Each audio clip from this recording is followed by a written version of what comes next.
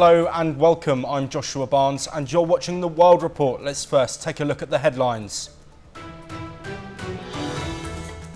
Investigators recover black boxes from the Washington DC plane crash while also examining staff shortage allegations. All 64 passengers and 3 military crew are presumed dead, prompting fresh scrutiny of aviation standards. President Trump blames diversity policies under Obama and Biden, sparking rebuke from the former transportation secretary. Iran's foreign minister meets Hamas leaders in Doha, fueling regional tensions. Meanwhile, a chaotic handover delays the release of Palestinian detainees after 3 Israeli hostages are freed. The EU plans separate talks in the West Bank with both Israeli and Palestinian officials in the coming weeks, while a list of 3 names to be released tomorrow has come from Hamas. Syria's new president pledges civil peace in his inaugural speech in Damascus. Shortly after this, a US airstrike kills an al-Qaeda affiliate in northern Syria. Observers question whether these events will reshape the nation's fragile power dynamics. M23 rebels vow to march on the Democratic Republic of Congo's capital Kinshasa after moving south from Goma. The DRC president calls for military recruits to bolster defences while local communities fear a deepening humanitarian crisis if the conflict escalates.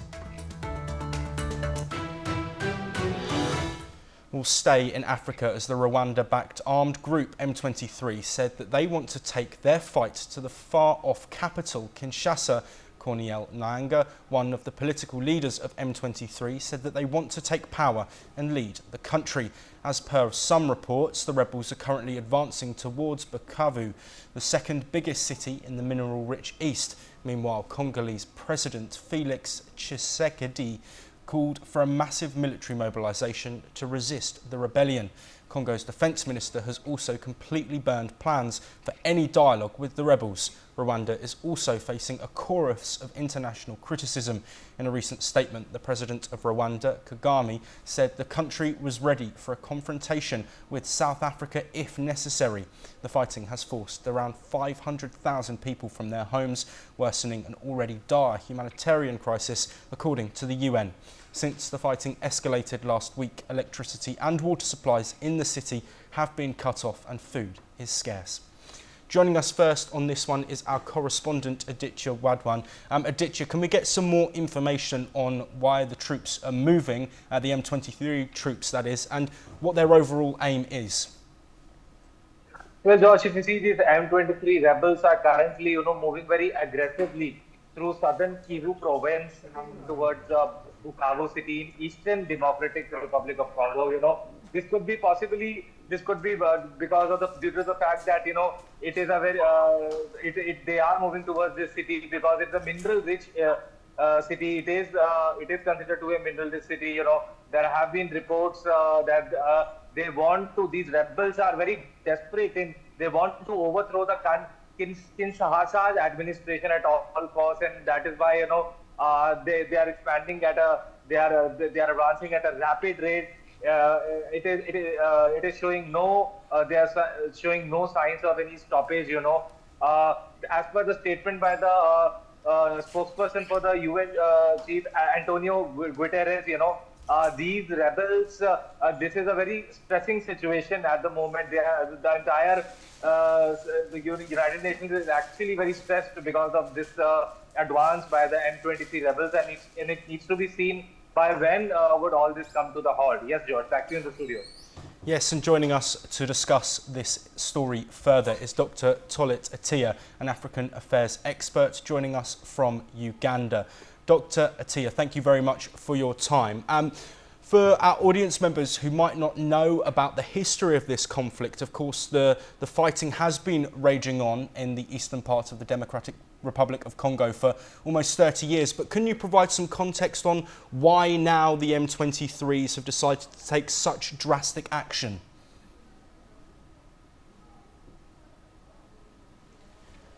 While we get the line fixed there, we will move to Ambassador Pradeep Kapoor, and I'll ask you the same question. Can you give us an understanding of the reason for these sudden movements that we've seen from M23, which seem on the surface to be coming out of the blue? Thank you very much, Joshua. It is a matter which has been, engaging the world's attention for quite some time now. And as I've worked for quite a few years in Africa, I've seen a lot of upheavals and a lot of changes.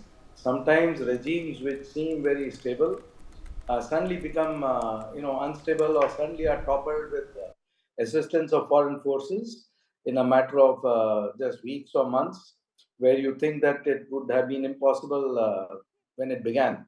So something similar is happening currently in the Democratic Republic of Congo, and the rebels led by the M23 leaders are moving very fast, and the Rwandan forces are aiding them in the process. Rwanda has had a history of a lot of internal domestic strife when there was large-scale sort of genocide between the Hutus and the Tutsis. Now the Tutsis are in power in Rwanda, and they are claiming that Hutus who are staying in the Democratic Republic of Congo are working against the interests of Rwanda. So that is something that they're trying to put out as a reason for their support of the M23 rebels. Most of the countries are not buying that sort of argument, because these provinces are mineral rich, and Bukavu is seemingly the next target, and it's likely to fall very soon, because the rebels are advancing towards that very far. Kinshasa is very far from there, but the speed at which they are moving is quite surprising. South Africa is opposing them. The forces of South Africa, who are part of the UN forces there, have suffered the maximum number of casualties so far. The SADC, the Southern African Development Community, is also trying to stop their advance. The UN is working towards controlling the situation, supported by US, supported by France, supported by UK and other countries. But currently, the situation is still very much out of hand. There is a lot of international pressure, and there is a lot of regional pressure on Rwanda to sort of not continue to aid the rebels and not continue to create disruptions in eastern part of Democratic Republic of Congo. But that is falling on deaf ears currently. So let us see how the situation evolves. It is something which is turning out to be very high drama, which was not called for, with all the other things happening in Ukraine and Russia and in the Middle East, to have suddenly another eruption of domestic and civil strife, not domestic, but civil strife and a war, and between the rebels and the government forces, aided by foreign army forces from Rwanda. So it's evolving very fast, the situation. And similar thing had happened in Uganda also. I was in Oxford at that time, and there were a lot of Ugandans who were there in Oxford with me. And none of them expected the situation to suddenly change so quickly on the ground, but it happened. So let's see how the situation evolves. Back to you. Yes, thank you. We are now joined by Dr. Tolit Attia.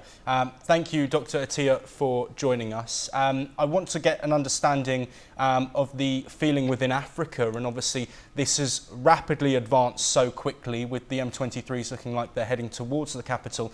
Is there a fear that this could spill over and become more of a continental issue rather than just contained within the east of DRC?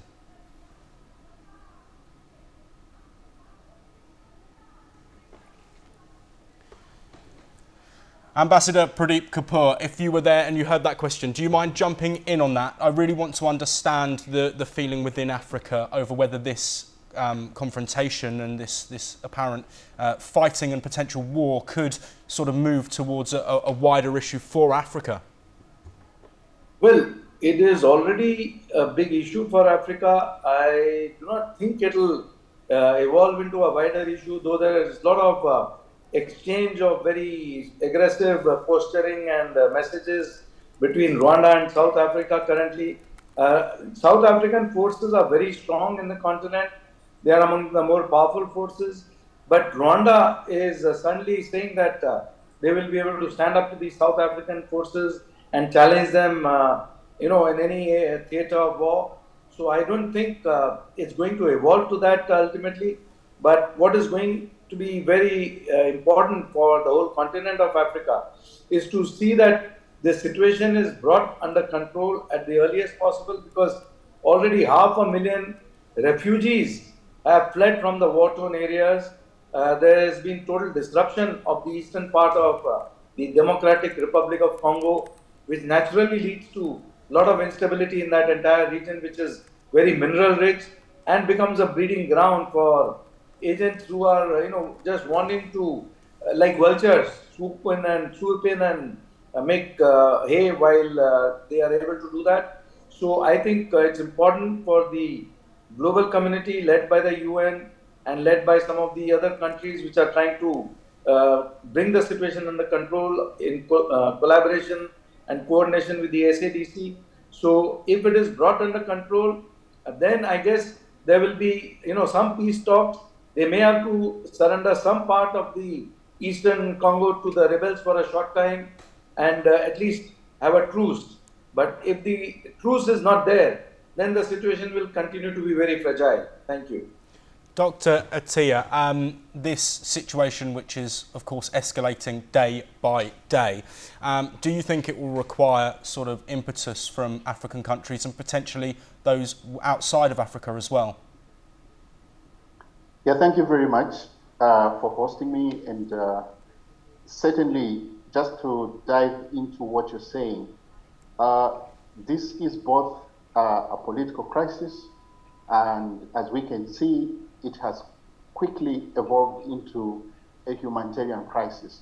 We are talking of about 6 million people, both internally displaced and also as refugees, scattered around the neighboring countries. And that is Uganda, Rwanda, and some probably even in Burundi. There are challenges to this because there is a history to this issue. You find that the framing of this issue makes it very problematic, even for those who would want to intervene and help. One is that the Kinshasa government that is directly involved in this matter frames the issue. I believe we have lost Dr. Attia, but thank you very much to both of our guests for your time. We now move on to the collision between a commercial flight and a military helicopter in Washington, D.C., which is now under investigation. Black boxes have been located from the plane and are being evaluated. Questions also mount regarding staff and other factors involved in the crash. Here's a report on the ongoing investigation process. Investigators have recovered the flight data recorders, also known as black boxes, from an American Airlines jet which collided with a U.S. Army helicopter above the Potomac River near Washington, D.C. Late Thursday night, both boxes were transported to one of its labs for evaluation. The National Transportation Safety Board said it has a lot of information but needs some time to verify that, and a preliminary report will be issued in 30 days. We don't know what we know just yet. We do not know enough facts to be able to rule in or out human factor, mechanical factors. That is part of the NTSB investigative process. The crash that killed all 67 people aboard the two aircraft has raised questions about staffing and other close calls at the airport where the plane was landing. According to a preliminary Federal Aviation Administration report, air traffic control staffing numbers were noted as not normal. Generally, 2 people manage air traffic control for helicopters and airplanes flying in the area, but only 1 person was doing so at the time of the crash. Recordings of air traffic control conversations suggested that a controller tried to warn the helicopter about the American Airlines plane in the seconds before the collision. NTSB began its first full day of investigation. Divers spent most of the day swimming through the icy waters of the Potomac River, searching for the bodies of victims.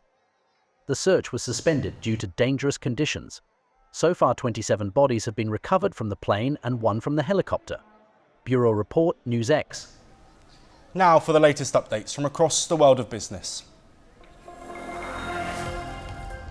Chinese state-linked social media accounts boosted narratives around DeepSeek's AI launch, according to many, coinciding with a drop in US tech stocks. After the January 20th launch, DeepSeek's AI assistant surpassed ChatGPT in downloads, contributing to a $593 billion loss in Nvidia's market value. The US is now investigating if DeepSeek improperly accused US technology. SoftBank is in talks to lead a $40 billion funding round for OpenAI, which could value the company at $300 billion. This would make it the largest funding round for a private company. SoftBank may invest $15 billion to $25 billion directly into OpenAI, with parts of the funds used for OpenAI's Stargate project. Novartis reported Q4 net income of $3.93 billion. Sales of heart failure drug Entresto rose by one-third to $2.18 billion despite losing patent protection mid-year. Multiple sclerosis drug Kesimpta saw a 50% sales increase to $950 million. Novartis forecasts a high single to low double-digit percentage increase in 2025 operating income, excluding currency effects, after a 22% increase in 2024.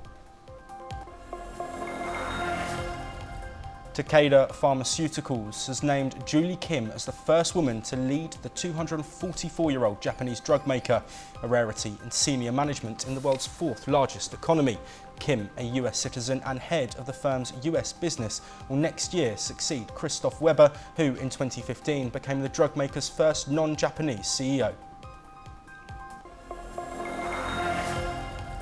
Samsung's 2024 fourth quarter operating profit rose 129.85% year-on-year to 6.5 trillion won, but dropped from quarter three's 9.18 trillion won. Net income increased by 22.2%. Weak IT demand and rising R&D costs affected earnings. The company expects limited improvements in early 2025 due to semiconductor struggles. Intel posted a fourth quarter loss of $126 million compared to a $2.67 billion profit last year. Revenue fell 7% to $14.3 billion. Despite the loss, Intel's share price rose 2% in after-hours trading. For 2024, Intel recorded a net loss of $18.8 billion. Intel's market value has shrunk as rivals like TSMC and Samsung dominate the semiconductor market. Last year, Intel shares dropped 60%. US President Donald Trump has expressed condolences to those who died in the deadly crash that took place in Washington. He used the opportunity to fire shots at the former Biden and Obama administrations. Trump called out their diversity programs as one of the plausible causes behind the crash. Let's know more from this report. We are one family, and today we are all heartbroken. We're all searching for answers. That icy Potomac. It was a cold night, cold water. US President Donald Trump held a moment of silence for the 67 innocent people killed in the collision between American airline jet and military helicopter. He used a White House briefing about the lethal crash to rail against the Obama and Biden administration. I put safety first. Obama, Biden, and the Democrats put policy first. And they put politics at a level that nobody's ever seen, because this was the lowest level. Their policy was horrible, and their politics was even worse. He also took a dig at the Biden administration's efforts to diversify the Federal Aviation Administration. And my administration will set the highest possible bar for aviation safety. We have to have our smartest people. It doesn't matter what they look like, how they speak, who they are. It matters intellect, talent. The word talent. They have to be talented, naturally talented geniuses. You can't have regular people doing that job. They won't be able to do it. However, the president also acknowledged that he is unsure whether the diversity program have caused the disaster. On the other hand, Democrat leader in the Senate called out Trump's statements unjust. It's one thing for internet pundits to spew off conspiracy theories. It's another for the President of the United States to throw out idle speculation as bodies are still being recovered and families still being notified. It just turns your stomach. Meanwhile, Defense Secretary Pete Hegseth praised the helicopter crew involved in the crash and informed on the investigation. We do know on our side who was involved. It was a fairly experienced crew and that was doing a required annual night evaluation. They did have night vision goggles, and a senior level aviation team, an investigative team from our Aviation Safety Center was deployed last night and already is in Washington, D.C. to investigate what's going on. Nevertheless, travelers forge ahead with flights at Ronald Reagan Washington National Airport as it opens after the collision. However, many flights now stand cancelled. Bureau Report, NewsX. Let's now take a look at some news updates from across South America. Ecuador's President Daniel Noboa looks set to win a full 4-year term.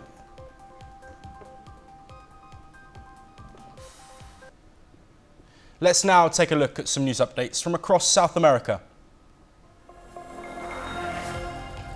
Ecuador's President Daniel Noboa looks set to win a full 4-year term in the February 9th election. A runoff between Noboa and leftist Luisa Gonzalez would be a repeat of the 2023 election. That time, Gonzalez led the first round, but eventually lost to Noboa. Noboa would win 47.1% of valid votes compared to 39.5% for Gonzalez, according to pollsters Comunicales. An Ipsos poll shows Noboa winning outright in the first round, getting 50% of valid votes compared to 34.6% for Gonzalez. The Nicaraguan government strengthened President Daniel Ortega's hold on power. This comes as Congress amended the constitution to give Ortega and his wife Rosario Murillo absolute power. The amendment proposed by Ortega enshrines Murillo as co-president and transfers the country's legislative, judiciary and supervisory control to the pair. The amendment proposed by Ortega enshrines his wife Murillo as co-president and transfers the country's legislative, judiciary and supervisory control to the pair. Brazilian President Lula da Silva said that his government would reciprocate if US President Donald Trump decides to impose tariffs on Brazil. The president has also called for mutual respect between the two. The United States runs a trade surplus with Brazil, which according to Brazil's government hit $253 million last year. But Trump this week named the country among those he believes meant the US harm, threatening potential tariffs.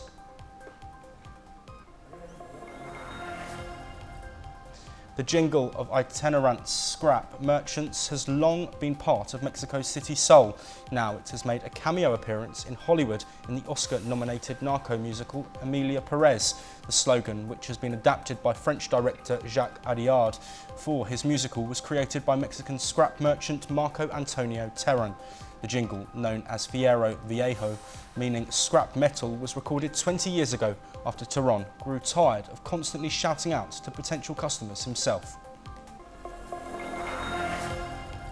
Chile's Congress has approved a reform to the country's controversial private pension system, thereby clearing the way for the bill to be signed by President Gabriel Boric. The reform had 110 votes in favour and 38 against. It includes increased employer contributions, raising the guaranteed minimum pension and modifying the country's private pension fund administrator's system. Pension reform was a key campaign promise by President Boric, who rode a wave of left-wing optimism to the presidency.